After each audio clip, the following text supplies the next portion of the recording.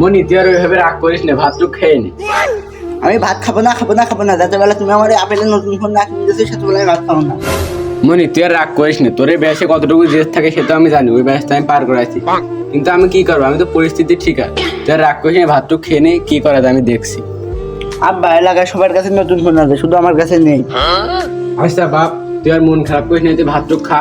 আমি চেয়ারম্যানের ছেলে কাছে দেখছি যে টাকার ব্যবস্থা করা যায় নাকি। আব্বা আমি অত কিছু জানি না, আমার এই নতুন ফোন লাগবে। আচ্ছা বাপ, তুই আর ই করিস না, তুই খেয়ে নে, আমি ফোন আনছি।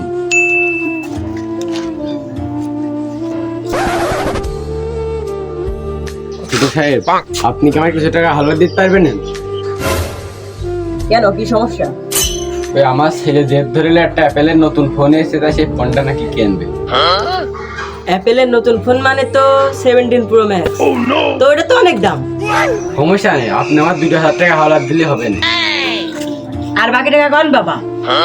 আমার আর বাকি টাকা লাগবে না, আমার শুধু 2,000 টাকা হলেই হবে না। আমি 2,000 টাকা দিয়ে একটা কাপড় কিনবো। আমি পারি না আর পারি না, কি করে? আমি কেন মরি না।